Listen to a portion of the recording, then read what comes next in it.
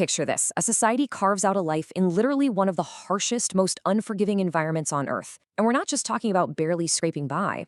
They're building farms, erecting actual churches, and setting up international trade. They survive and adapt, thrive really, for 5 whole centuries. And then, poof, they just vanish. Not a single trace left behind. Welcome to this explainer, where we're going to unpack one of history's absolute coldest cases. We're diving into the 500-year mystery of the Norse settlers in Greenland. To really wrap your head around how eerie this puzzle is, we need to jump forward in time to the year 1721. Explorers pull up to the icy shores of Greenland, right? And they are completely expecting to find the descendants of these legendary Norsemen. But instead, nothing. They found empty stone farmhouses and these frozen, completely quiet fjords. There were 0 signs of some massive war. There were no mass graves hinting at a sudden, violent slaughter. Just this absolute, deeply unsettling silence. An entire, fully established society had simply been wiped from the map. Section 1. Founding a frozen colony and the golden age of Norse Greenland. So to really get what was lost here, let's quickly trace the timeline. Back in 985 CE, Eric the Red leads Norse settlers to these shores. He literally named it Greenland as a brilliant bit of PR to lure in more settlers, though to be fair, the climate actually was quite a bit greener back then. And it worked. They thrived for hundreds of years. But fast forward to the 1300s, and the climate starts turning against them. The Little Ice Age kicks in. By 1408, we get our absolute last written record. And then by the mid-1400s, the settlements are just entirely empty. Now, I want you to consider this staggering number, 2,000. It is absolutely crucial to understand the sheer scale of their success here. We are not talking about some tiny band of struggling explorers huddled in a cave. At their absolute peak, nearly 2,000 residents populated 2 thriving settlements. They had sprawling farms, they built churches. Guys, they even constructed a full-blown cathedral, complete with imported bronze bells and stained glass. For centuries, this wild, bold experiment actually worked beautifully.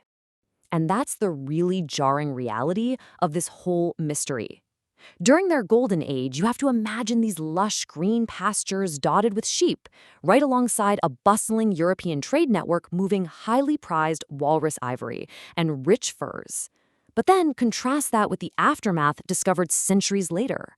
Empty harbors, ruined snow-buried stone farmhouses, just total, utter silence. I mean, how does a society go from such an incredibly prosperous peak to literally not existing? Which brings us to Section 2, the ice creeps in, a shifting climate. You know, every good cold case needs a primary antagonist, and ours comes straight from the sky and the sea. The Little Ice Age wasn't just, a couple of really bad winters. It was a severe, extended period of global climate shifting. We're talking extreme, punishing cold and creeping ice that fundamentally changed the landscape. It's a terrifying reminder of how just a few degrees in temperature can completely derail a civilization. Those once green fields that Eric the Red had hyped up to his fellow Norsemen, they began to slowly, quietly choke under frost and snow.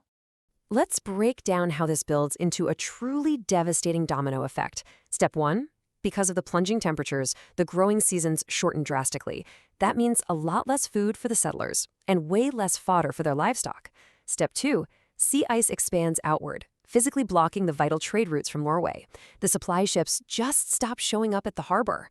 And step 3, as the ice completely rewrites the environment, the Inuit, who are highly skilled hunters, actually used to this level of extreme cold, begin moving into that same, increasingly isolated territory. The Norse were rapidly running out of time, resources, and space. Moving to Section 3, the last written record, eerie normality. Now, you'd probably expect the final record of a doomed civilization to be, a frantic plea for help or some terrifying account of mass starvation.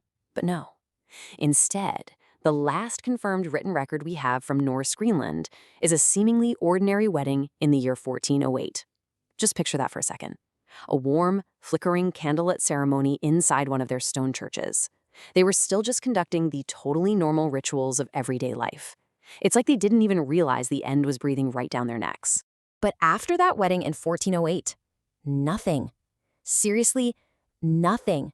There is absolutely no final letter. There's no historical record of some massive disaster striking the colony.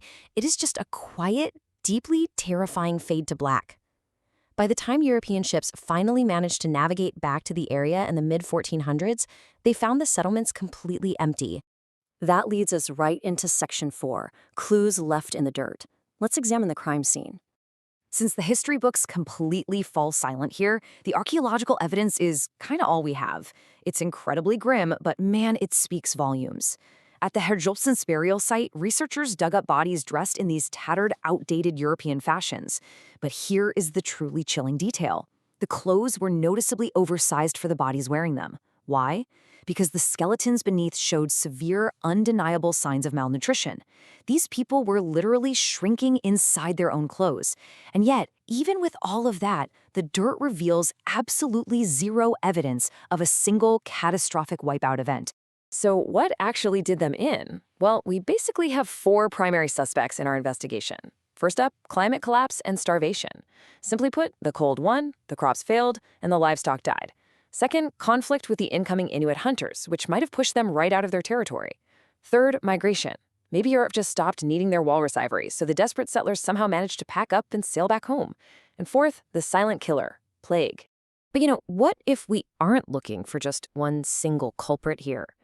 Honestly, the most compelling theory is that it was a brutal, compounding combination of all these disastrous factors happening all at once. Think about it. A changing climate choked off their food supply, expanding ice cut off their trade routes, new neighbors challenged their territory, and disease severely weakened their numbers. Just like the archaeological evidence suggests, this wasn't a sudden dramatic explosion. It was a slow, agonizing, quiet fade. They slowly suffocated over decades until there was simply nothing left. The wild part is, we still don't know exactly when the very last Norse Greenlander took their final breath on that frozen island. But it leaves us with one last, incredibly fascinating possibility to think about. Did they actually all die out? Or did the last desperate survivors adapt in literally the only way left to them?